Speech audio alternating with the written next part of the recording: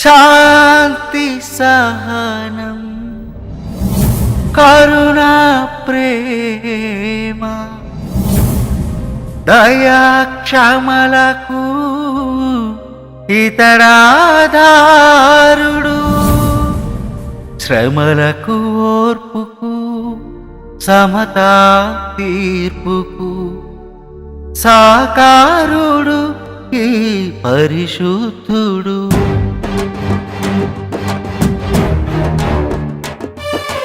స్వస్థత కూర్చే మరియ తనూజుడు స్వాంతన పరిచే సర్వోన్నతుడు సర్వలోకాల సంరక్షకుడు లోకరక్షకుడు.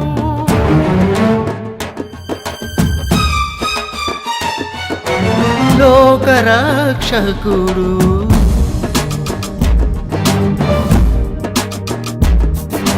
దీనుల కోసం దైవ కుమారుడు దయామూర్తిగా వచ్చాడు. పాపుల కోసం పరమ పావనుడు పరిశుద్ధునిగా వెలిగాడు.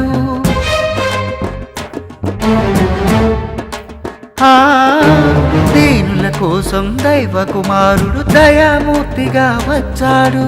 పాపుల కోసం పరమ పావనుడు పరిశుద్ధునిగా వెలిగాడు. హీనుల కావగా యెహోవా సుతుడు అభిషిక్తునిగా వెలిసాడు. రక్తపు ధారల అభిషేకముతో జగతికి కరుణను నేర్పాడు. సర్వలోకాల సంరక్షకుడు లోకరక్షకుడు లోకరక్షకుడు.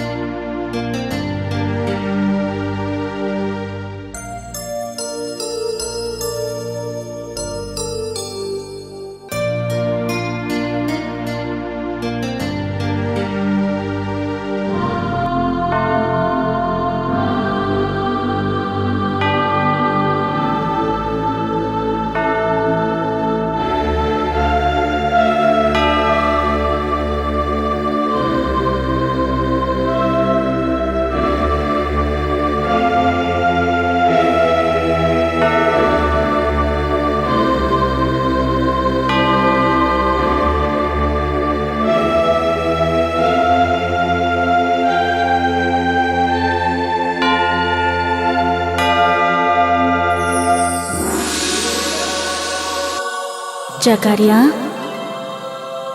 ఓ జకర్యా,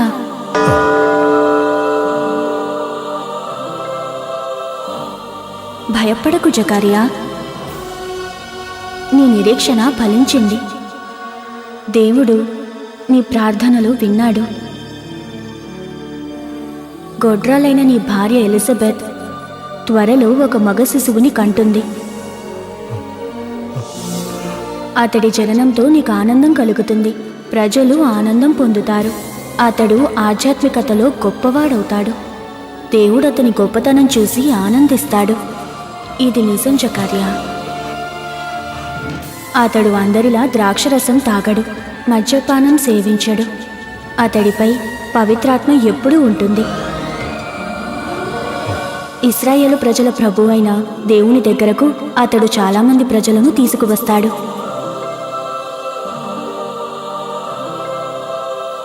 ప్రభువు రాకను సిద్ధపరచడానికి ఏలియా ప్రవక్తల ఆత్మబలముతో ప్రభువు కన్నా ముందుగా వస్తాడు. ఇది సత్యం. నీ మాటలు నమ్మశక్యంగా లేవు, నిదర్శనాలు లేవు. మేము సంతానం పొందే వయస్సు దాటిపోయిన వాళ్ళం, ఇద్దరం ముసలివాళ్ళం. నేను సాధారణ వ్యక్తిని కాను, దేవదూతను. అవును, నిజంగా నేను దేవదూతను. నా పేరు గాబ్రియేలు. నీకు కనిపించి నీకీ శుభవార్త అందించి రమ్మని ఆ దేవుడే స్వయంగా నన్ను నీ దగ్గరికి పంపించాడు. నువ్వు నా మాటలు నమ్మటం లేదు కదూ? తగిన సమయం రాగానే నా మాటలు నిజమవుతాయి. అప్పుడు నువ్వే నమ్ముతావు. కానీ అప్పటిదాకా నువ్వు మూగవాడివైపోతావు.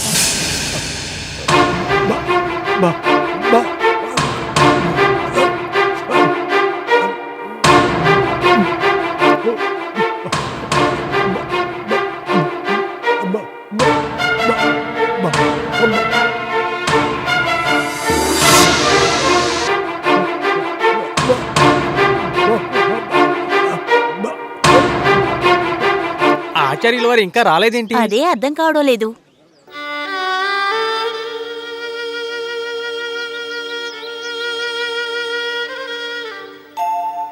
అదిగో ఆచార్యుల వారు వచ్చేస్తున్నారు.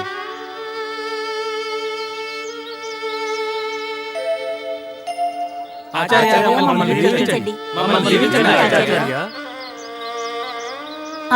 మాట్లాడండి.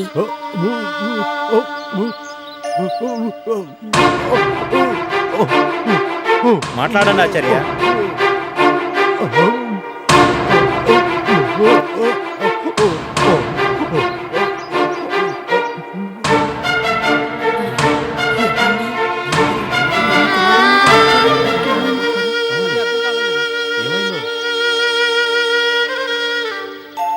ఈ ఆచార్యుల వారికి దైవదర్శనం లభించినట్టుంది. అవును, ఈ మార్పుకి అదే కారణం అయి ఉండొచ్చు. నిజానికి వారు ధన్యులు. ఆయన్ని దర్శించి మనము ధన్యులమయ్యాం.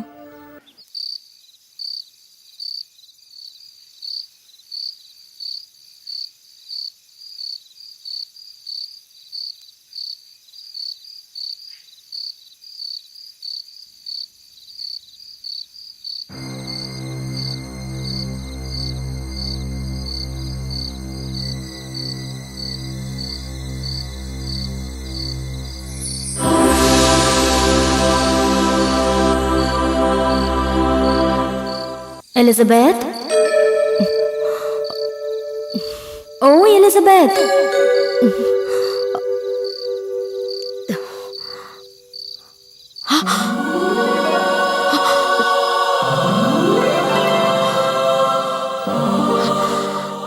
భయపడకు ఎలిజబెత్, నేను దేవదూతను. ఆ దేవుడు నీ దగ్గరికి నన్ను పంపించాడు. నిజమా? నేను వింటున్నది చూస్తున్నది కళ నిజమా? కల కాదు ఎలిజబెత్, ఇది నిజం. నువ్వు నిజంగానే నన్ను చూస్తున్నావు, నాతో మాట్లాడుతున్నావు. నాకంత అదృష్టమా? నేను దీనురాలిని, దురదృష్టవంతురాలిని. కాదు, నువ్వు అదృష్టవంతురాలివి. అందుకే ఆ దేవుడు సువార్తను నీకు అందించరమ్మని నన్ను పంపించాడు. నిజంగానా? ఆ దేవుడు నన్ను కరుణించాడా? నా కోసం నిన్ను పంపించాడా? సువార్తను నాకు అందించమన్నాడా? అవును, ఆ సువార్త వింటే నువ్వు చాలా ఆనందిస్తావు. నేను చెప్పబోయే సువార్త నీ పాలిట శుభవార్త. నువ్వు త్వరలో తల్లివి కాబోతున్నావు. ఇది నిజం. ఆ దేవుడు నిన్ను అనుగ్రహించాడు. ఈ వయసులో నాకంతటి అదృష్టాన్ని ప్రసాదించాడా? అవును, దేవుడు తన ప్రవక్తల ద్వారా పలికిన మాటలను సత్యం చేయబోతున్నాడు. ప్రభువు రాకను లోకానికి ముందుగా తెలియపరచడానికి ఒక గొప్ప సువార్తికుడు నీ గర్భంలో ప్రవేశించబోతున్నాడు. యేషయ్య ప్రవక్త చెప్పిన మాట నిజం కాబోతున్నది. లేఖనాల్లో వివరించబడిన వాడు ఉదయించబోయేది నా గర్భంలోనా? ఆ భాగ్యం నాకు ప్రసాదించాడా? దేవుడు అందుకే ఇంతకాలం మమ్మల్ని జీవింపచేశాడా? అవును, యాజకుడిగా సేవా దినాలు ముగించుకుని నీ భర్త జకార్యా నీ దగ్గరికి వస్తాడు. ఈ శుభవార్త దేవుడు నీకన్నా ముందుగా నా ద్వారా ఆయనకి ప్రకటింపచేశాడు. కానీ నీ భర్త నమ్మలేదు. అయితే ఇది నిజం. పుట్టబోయే ఆ బిడ్డకు యోహాన్ అని పేరు పెట్టండి. దేవుడి దృష్టిలో మీరు ధన్యులు. అందుకే మీకు ఈ సువార్త ప్రకటింపబడింది. మీ ప్రార్థనలు ఫలించాయి. మీ స్తుతులు దేవుడు అందుకున్నాడు. మీరు పవిత్రపరచబడ్డారు.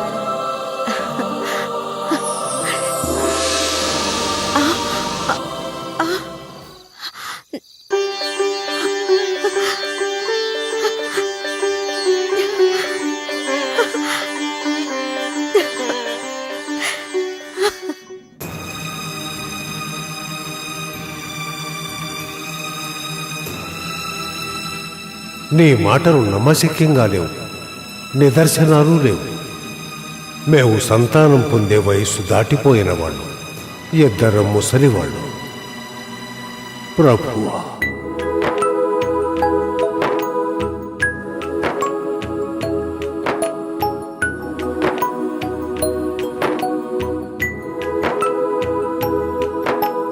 దైవదూతకు ఎదురు పలికిన దీనుడు ఈయనా, సువార్త నసలు నమ్మను అనిన కృపావిహీనుడు, దేవుని ఆజ్ఞను ధిక్కరించిన పాపము ఇదిలే, ఫలితముగా తన మాటను వీడి మూగవాడాయిలే.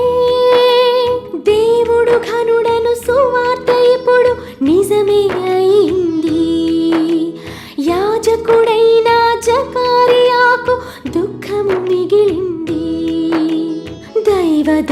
పూజ